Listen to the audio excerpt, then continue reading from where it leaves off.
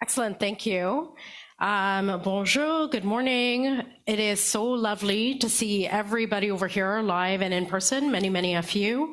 And it is so wonderful that we're gathering in Montreal, which arguably is one of the fastest growing innovation hubs in Canada, if not the world. So thank you, Station Fintech. Thank you, Portage, for having us and setting this all up. It's truly surreal and great. So like everyone mentioned, I am Jennifer Rodrigues. I am the head of investments and partnerships at TD Bank.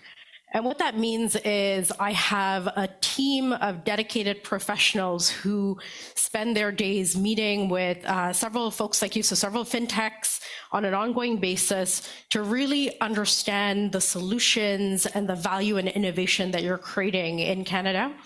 And then what we do is we take that goodness and we see if there's an opportunity for us to leverage that and to accelerate our success back at TD Bank. So I truly have one of the best jobs in the world. And I would say while I seek commercial opportunities to support TD, I am supported by a really big group of professionals coast to coast that also support fintech on their journey. So if you're looking for a loan to operate your business on a day-to-day basis, if you are growing your business and need M&A support, our bank supports that holistically. And I would say we are extremely proud of Montreal, where we've doubled a lot of our support in the last 3 to 5 years as well. Now, I am here because I'm introducing a panel on small business, which is a segment that is near and dear to TD Bank. And I personally find it very interesting because this is such a rich customer segment, because it can include anybody from your spouse who has an Etsy store, right up to your doctor, your dentist, or the store you buy pizza from down the street. So it's a very broad, interesting segment. So it makes it interesting, challenging, a lot of opportunity to support. And on that, you augment it with the complexity of emerging trends like the gig economy. And then you also look at the growing needs that segment has. So they're quite diverse, but the needs are just changing so rapidly, where folks are not just looking for banking services, they're looking at ways to really manage their business end to end, right from sales to marketing, et cetera. And they want to focus on that they want to focus on growing their business, not on the mechanics of that kind of stuff. So it makes it very interesting in the financial services space to support that segment. I'm proud to have learned that just in the past week, TD actually was recognized by JD Powers as having the highest small business banking customer satisfaction rating in the financial services or financial institution space.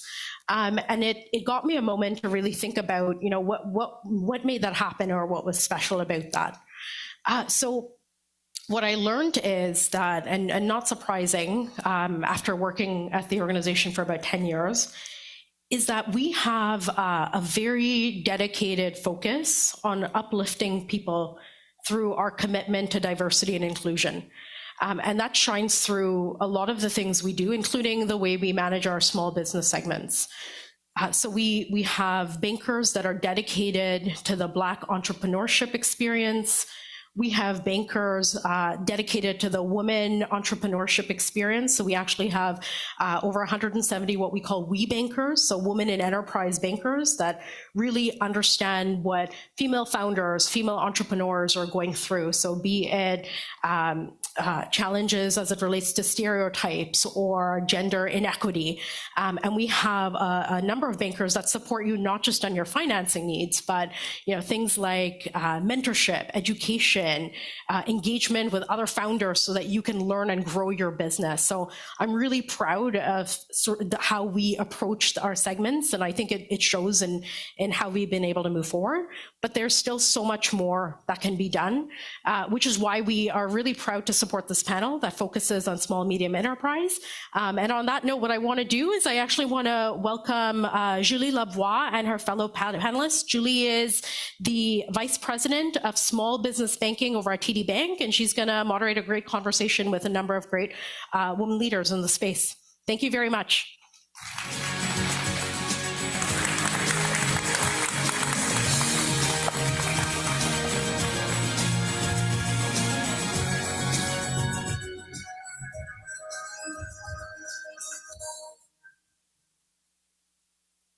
Bonjour à tous. Hi, bonjour. Hello, everybody. Hello. Hi, ladies. Hello. Bonjour. Hello, hello. Okay, so we'll start by introducing ourselves. Jen introduced me, so I'm in charge of small business banking in Canada for TD. You want to start, Faye? Yeah, of course. Hi, everyone. My name is Faye Pang. I'm the country manager for Xero in Canada. Xero is a cloud-based accounting software that serves over 3 million small business customers around the world. Thank you. Amélie? Wonderful. I'm Amélie Foz-Couture. I'm a partner at Diagram Ventures. We're a venture builder based here in Montreal. We look for opportunities in Fintech and partner with entrepreneurs to launch them. And we've proudly backed Pillar, which is a neobank serving the SME segment in Canada. Fabulous. Hello, everyone. I'm Kayla Isabel. I'm the CEO of an organization called Startup Canada. We are a national nonprofit that helps entrepreneurs get connected with resources, tools, and communities all across the nation. Great to be here. Great. Hi, everybody. I'm Amanda Parker. I'm the Chief Growth Officer at FundThrough, and we help small businesses with their number one challenge, that's cash flow. And we do that through our invoice funding platform that helps small businesses unlock the trillions of dollars that are locked in their accounts receivable. Prior to joining FundThrough, I was an entrepreneur, and we had a fantastic business on paper with millions in AR, but we couldn't unlock it. We couldn't get that cash out in a timely manner. And so this is a problem that really resonated with me after exiting out of my business. Thank you. So we know that SMEs are the engine of the Canadian economy. And in the last years, there was a lot of turbulences and as well as opportunities and innovation. And so we'll start with Amanda and after that, Kayla. Can you share your views on this rapid economic craziness in the landscape of SMEs?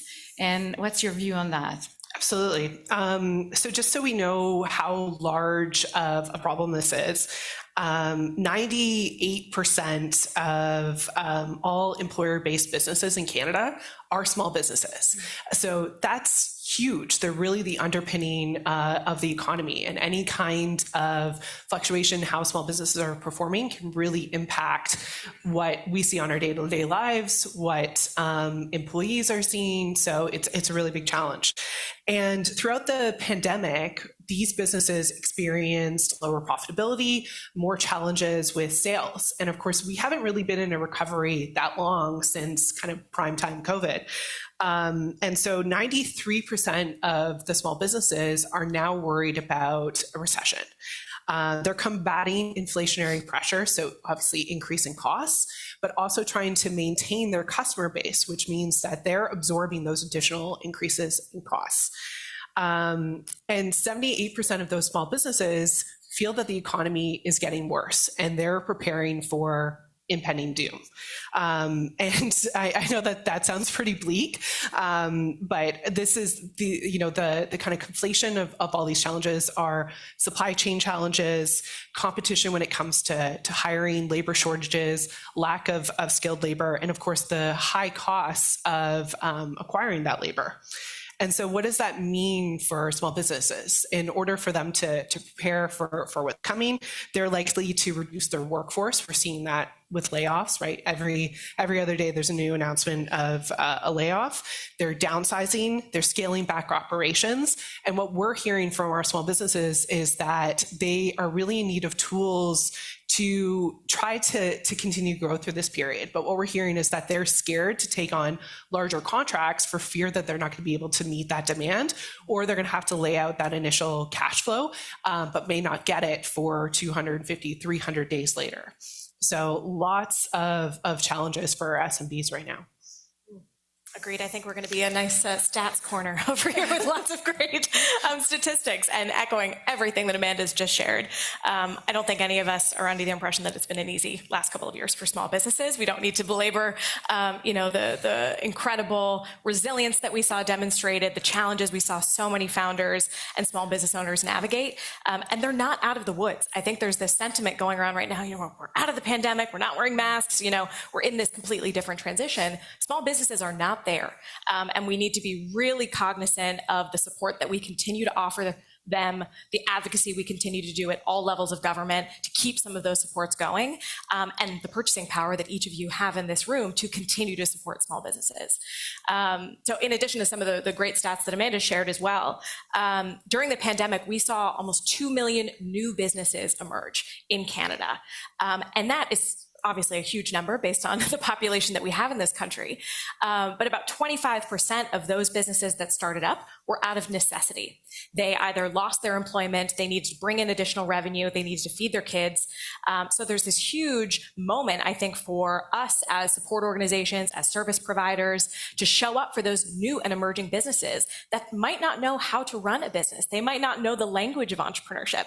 And, you know, we throw around so many acronyms, B2B, B2C, SaaS, da, da, da. Obviously, in this room, we speak that common language. But with the emerging businesses we've seen come out of the pandemic, yes, we need support. Yes, we need services. We need to also meet them where they are in a language where they feel supported and sort of understood at that infancy of their business. In terms of the impact on founders that we also saw during the pandemic, we saw 25% close or pause their operations. Some of them will never open up again, and they're either starting new ventures and learning some of the potential challenges they had in cash flow or leveraging new resources. They are hopefully building back better, having learned a lot of those different lessons. We saw 18% of the businesses in our community scale back. We saw 16% who actually grew tremendously. So it's not all a negative news story within the small business community. We know that within traditional tech startups as well. We saw tremendous growth with a lot of different platforms. But the overall impact, delayed in retirement, working long hours, the toll that this has taken on the mental health of founders within our collective communities has been massive. And those mental health impacts will be continued to be felt long term. In terms of debt, in terms of financing, I'm sure we'll cover that as a key challenge with the small business community and beyond. But some positive trends that we've also seen is a rise in social entrepreneurship. And this is really encouraging, not just for nonprofits or charities that might be aligning as social enterprises, but for-profit social enterprises that are looking not only to be profitable and investable and great businesses that hire a number of people, but also aligning to sort of a triple bottom line. We've seen a lot of diversity, and I love Jennifer's comments as well at the beginning. TD is a great partner of ours at Startup Canada. We're seeing conversations unfold in a different way. The pandemic, I think, really unveiled a lot of issues that we had in diversity and equity and access to some of the spaces in entrepreneurship. So I'm encouraged with some of the waves that we will hopefully see moving forward make tremendous impacts for a more diverse group of founders. So challenging last couple of years, definitely some moments of learning. And I think we're all here to support the new wave of entrepreneurs. Thank you, Kayla. So Amanda, back in the stat corner, if we can say that. So you at FundThrough kind of committed for 10 million to provide relief for small businesses by helping them fund with their outstanding invoices. So can you tell us how you did that to get to a sustainable goal? Sure. Yeah. So in June of 2020, we basically out of spite to some of the government programs that we were up with, and several failed rejections, including our own rejected proposal to the government of how fintechs and private companies could help be part of the solution. We said, okay, we'll put up our money where our mouth is, and we committed $10 million of completely free funding to small businesses in Canada. That money went fairly quickly. Just to give you a kind of a sense of scale, we're now processing about $120 million a month. But we have maintained that commitment with a number of our partners, including Intuit, to small businesses to fund their first $50,000 absolutely free. And we're expecting throughout this next period to enhance that commitment alongside a number of our partners. Ultimately, our goal is to help small businesses thrive. And our way of doing that is by helping with those cash flow challenges and help create an even playing field. When small businesses are selling to businesses larger than them, this creates a clear challenge where one is bigger than the other and one is controlling when they get paid, which essentially turns the small business into a bank for their much larger customer. And what we saw at the beginning of the pandemic and what we're now seeing again is that large payors or large buyers are extending out their payment terms where maybe they were kind of typically 30, 45, 60 days. They're now extending out to 90, 120 days, which puts increased pressure on small businesses. And so our goal is to get right in there and we'll do the waiting so that they can focus on growing their business and we'll collect from the big buyer. Super awesome. Yeah, it's really, really awesome. We call those unauthorized loans. Late payments. So Faye, how Xero is helping on those common pain points that Amanda and Kayla were mentioning before? Yeah, for sure. I think as you've heard from Small Business Stats Corner this morning, there's a lot of opportunity in Canada. And one of the things, by virtue of being a global company at Xero, that we're able to see is that Canada is lagging when it comes to, our OECD counterparts and the benefits that are available to small businesses, right? Whether we're talking about digital banking services, whether we're talking about access to capital, whether we're talking about the manual toil that it takes to run your business on a day-to-day basis, we are behind today, right? And so two examples, stories I'll share with this audience. The first one is around bank data, right? Getting bank data into your accounting platform is table stakes, right? So whether it's credit card, transaction data, et cetera. And today, most small businesses in Canada are using third-party credential sharing, screen scraping methods to get that into the platform. It's not great. It only works about 2/3 of the time. And if your cell phone only worked 2/3 of the time, you'd probably huck it at the wall, right? But that's the environment that we're operating in today. And so there's a real opportunity as it relates to making just monthly bookkeeping and annual tax compliance a lot less painful for small businesses by facilitating that high fidelity, real-time bank data into Xero. And by the way, open banking is not the silver bullet, right? UK is a very big market for Xero. It's not everything. We still need the proper regulatory framework around it, that agreement around SLAs. One of the biggest questions I get from small businesses in Canada is, why is it so hard to get data from a bank account that I own into an accounting platform that I'm paying for today, right? And so we see an opportunity in that space. The other example I'll share with you is receipts. And you may not be aware of this, but it is still shockingly common in Canada for a small business owner to walk into their accountant's office at the end of the year with a literal shoebox full of receipts, like a literal shoebox of receipts. And so we are behind when it comes to that. One of the Fintechs, Canadian Fintechs that Xero acquired in 2018 was HubDoc. Really incredible technology based out of Toronto, world-class OCR, enabling you to snap a picture of your receipt, have the technology actually extract the relevant data and automatically upload that into your accounting software for your accountant or bookkeeper to reconcile. Think about a farmer riding around in their tractor doing that and not having to worry about that shoebox of receipts at the end of the quarter, at the end of the year, right? So two very live examples for me of opportunities and pain points for small businesses in Canada today, but long-term, very optimistic about some of the things that we're doing to make that less painful. I would agree that we received that feedback as well. Yes. Like payments and invoices, it's very difficult for them. It's so onerous today. Yeah. Amélie, so you're in the venture, so you're the heart of innovation in the world of the small business. Can you tell us what you're seeing right now and how Canada compares to other countries? Are we doing more, less?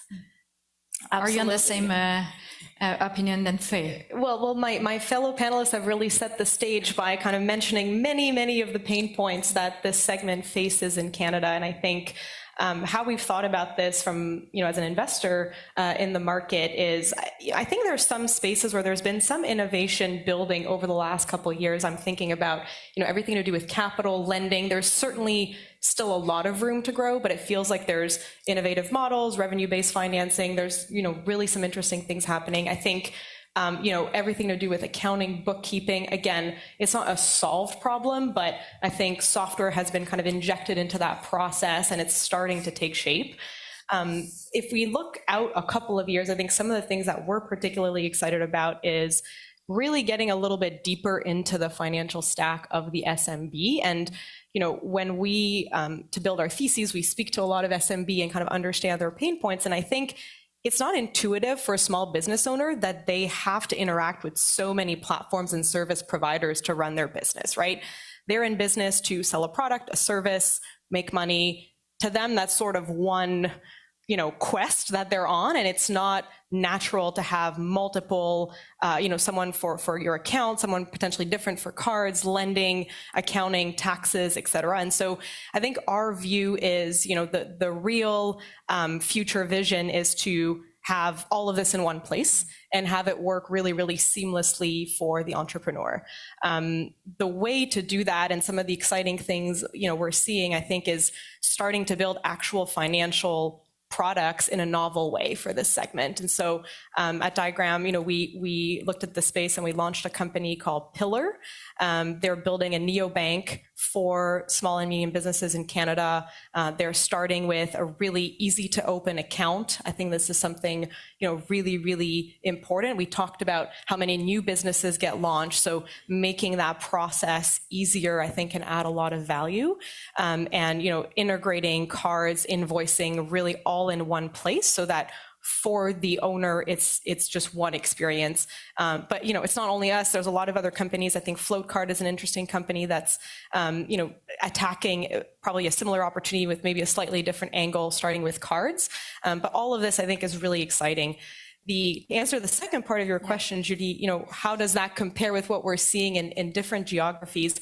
I mean, I would echo some of the comments that I think there's definitely, a lag in Canada. And from my perspective, I think there's two main reasons. I think one is the environment to build as a tech startup that's trying to launch something like, a debit card, a credit card, a bank account for businesses is very challenging. I think in the US, for example, we see a lot of banking as a service platforms. We've launched a company called Synctera that's helping Fintechs essentially launch financial products faster. We don't really see this yet in Canada. I'm hopeful that there's some projects being worked on, but this makes it really challenging. As a venture-backed company, you only have so much runway, and you have to partner with many, many more technology providers. You need to partner with a bank. There's regulatory constraints. So I think this really compounds the challenge of innovating in Canada. And maybe the second thing I would mention is the size of the market. Depending on how you define small business, it's something like low millions, of clients in that segment in Canada, and they're very diverse. We talked about this. Some of them have a physical part of their business. Some of them are majority online. A restaurant doesn't behave the same way as an IT consultant, right? So as a startup trying to build technology that serves all of those types of use cases is definitely very challenging. And when we look at the US or the UK or other markets, I think many startups have taken the view of specializing and going really deep in one vertical.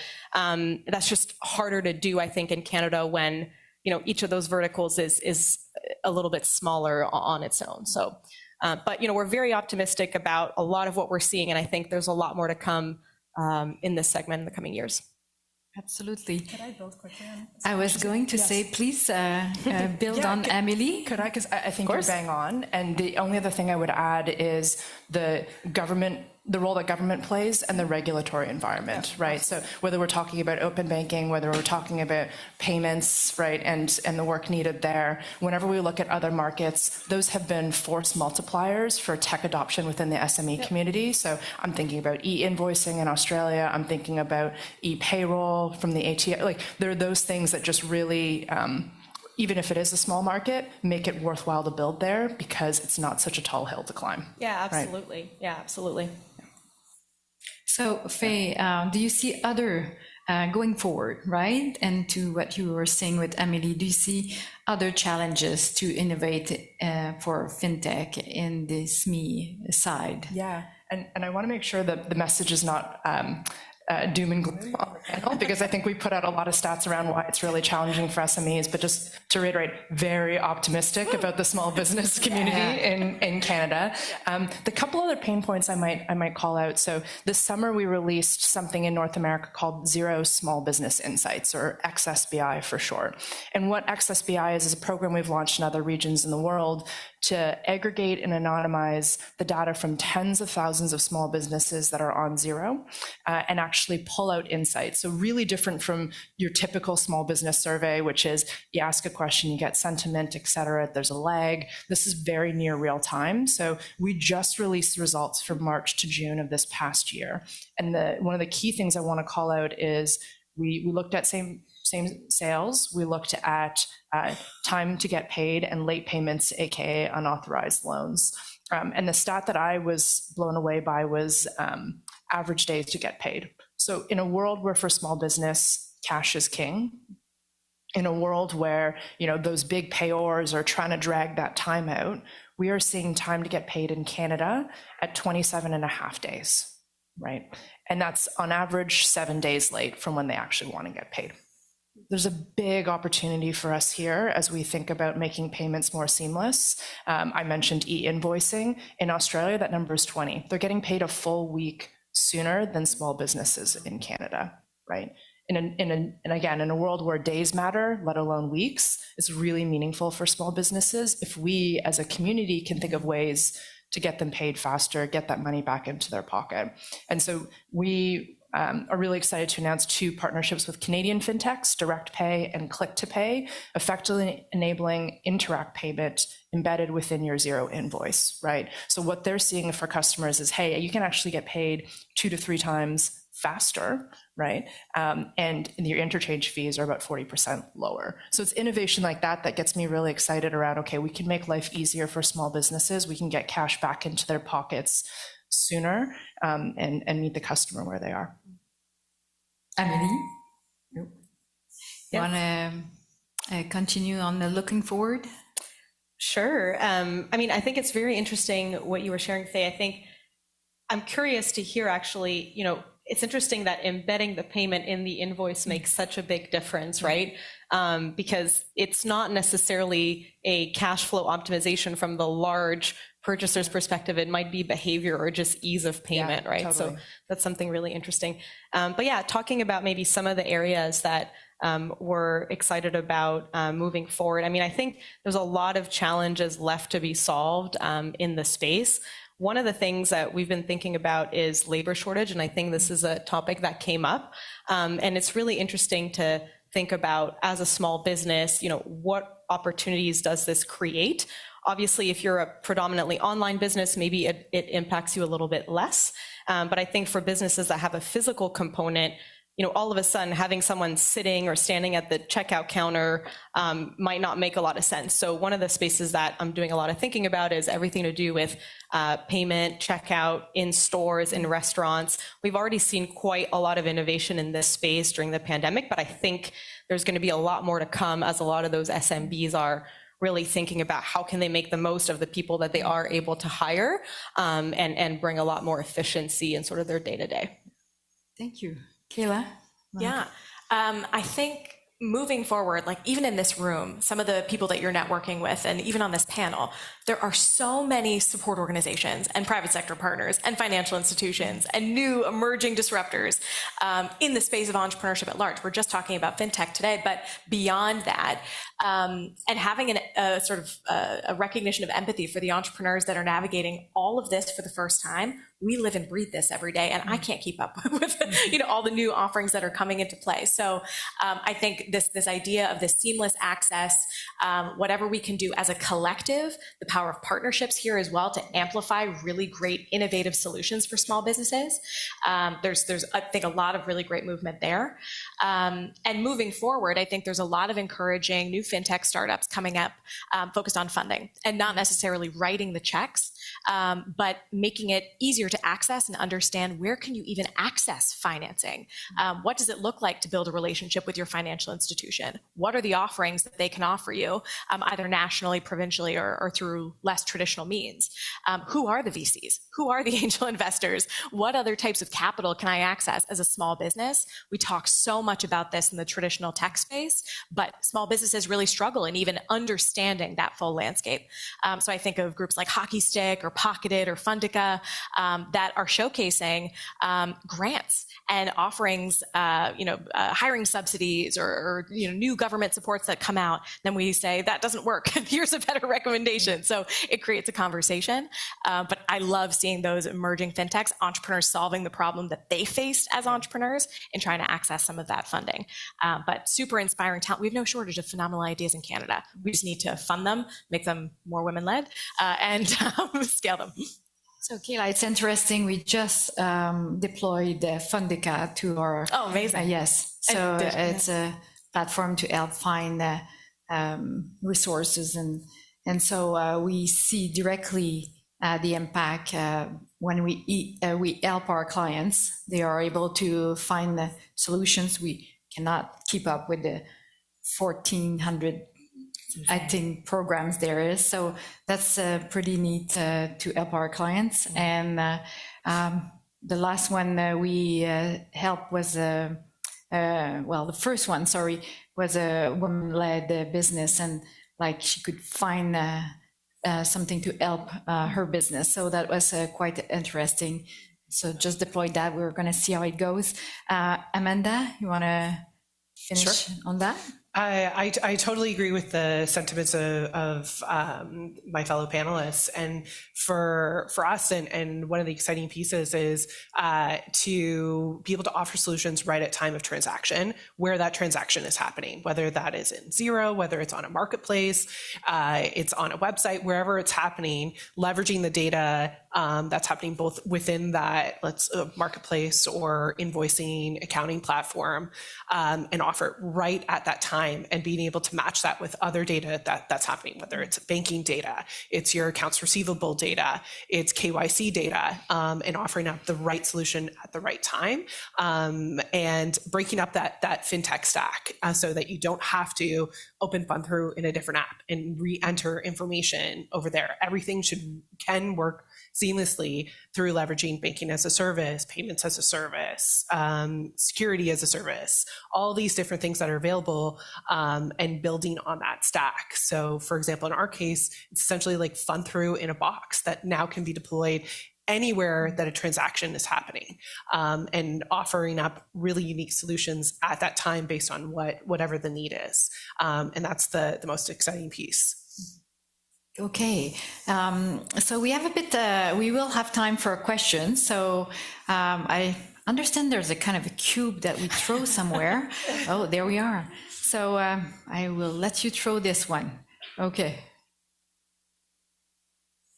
Hi. Sorry about that. Everybody, fantastic panel. Thank you very much.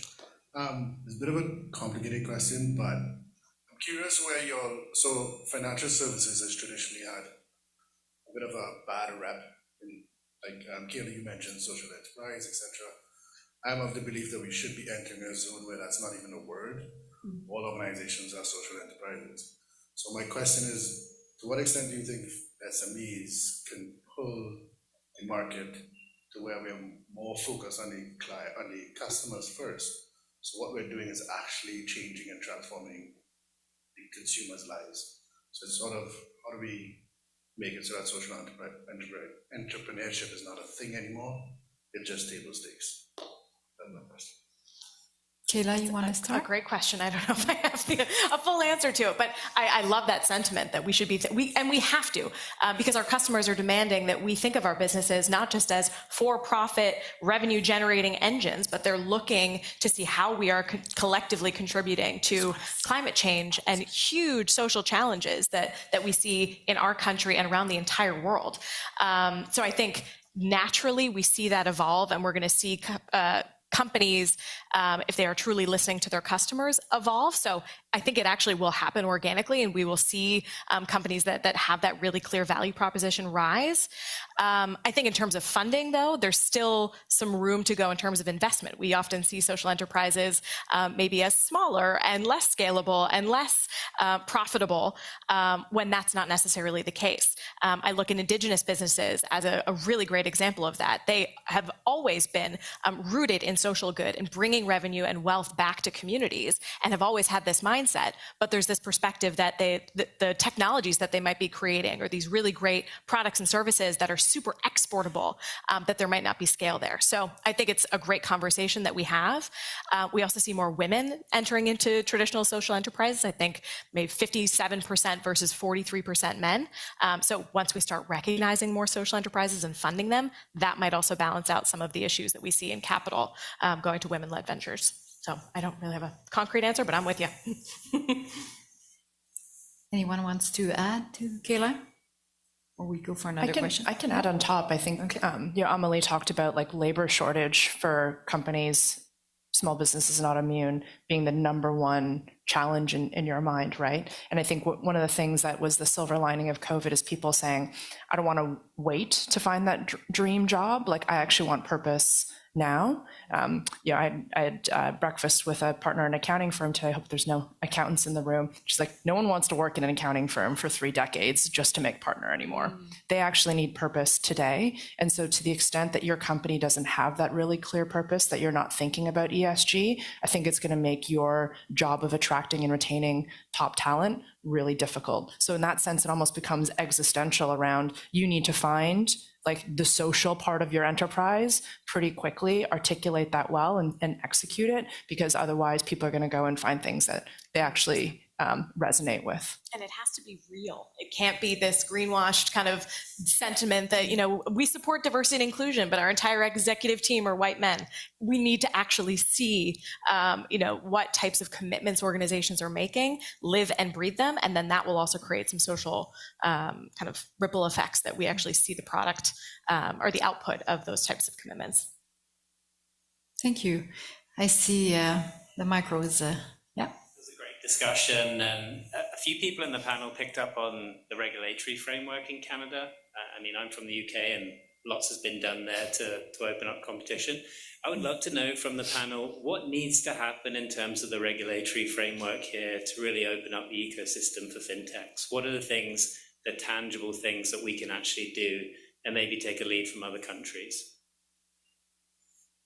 You want to start? I would love for our government to be more open to working with private organizations versus we saw through the pandemic, they just went straight to the banks, and there's nothing wrong with that, but there needs to be an and working through, innovative companies, private companies who might be more well equipped to work with specific segments within small business, for example.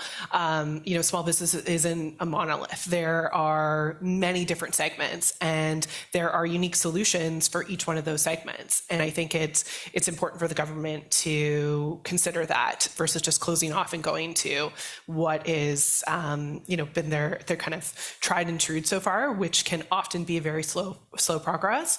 If we look at what happened in the US, obviously there's challenges with how they ran the PPP program, but they depended on more private companies, and they were able to deploy more capital faster to more businesses who were able to grow versus in the way that we did it in Canada. And then, although I agree with Faye, open banking isn't the silver bullet, but it's really helpful. It's really helpful to leverage that data to improve the customer experience, to create additional trust amongst our banks. I think we've been very slow in Canada to adopt that.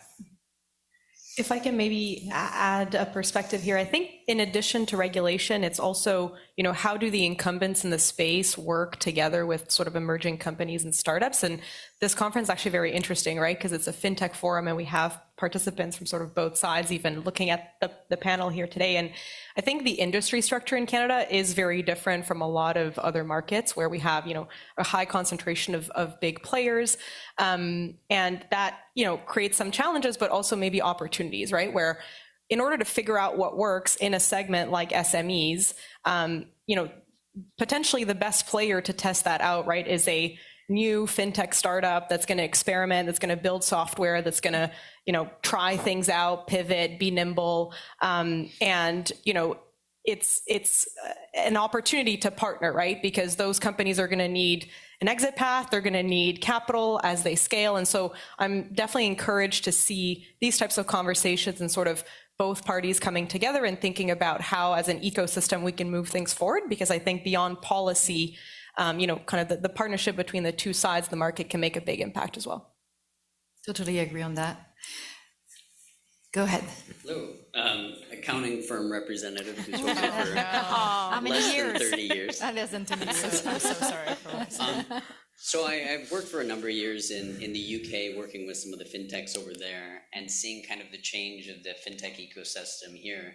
So question kind of to Amelia more, talking about Pillar Financial. Assuming that all the regulations kind of continue to go through, what do you see sort of the impact for more of a retail-focused fintech bank, kind of considering some of the societal norms you see in Canada where people live and die with the same banking institution for their entire life? Yeah, I mean, it's an interesting question. If we think about Pillar and the SME segment specifically, I think, and we alluded to this, one of the things that makes that segment interesting for new entrants, in my opinion, is that it is a rapidly evolving segment, right? So, you know, there's new businesses being created all the time. Those might be created by the same entrepreneurs who used to run, you know, something else, but it's a very effervescent space. And I think there's a lot of pain points on the journey to setting up a business. And once you've chosen a bank or a capital provider, it's true, it's quite sticky.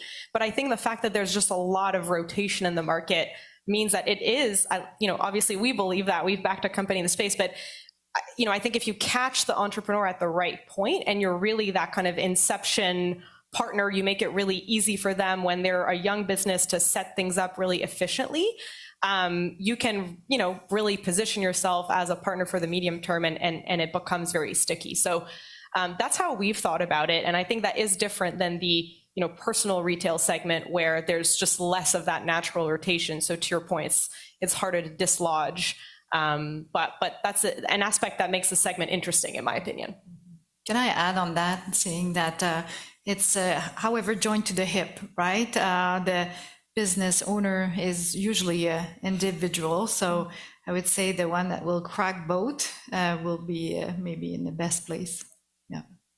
And there's a bit of space in between, right? Like what we see in the connected bank accounts that we have on Xero is there are many, many retail bank accounts. Yeah. So small business owners are running it off the debit account they opened when they were 16. Yeah. There's a gap there where they're being underserved and they're not ready to graduate to, the business banking accounts and everything there, but they're being dramatically underserved by their personal and retail bank accounts. That's precisely where Pillar, I think, has a lot of green space. Sorry for what I said about the accounting industry.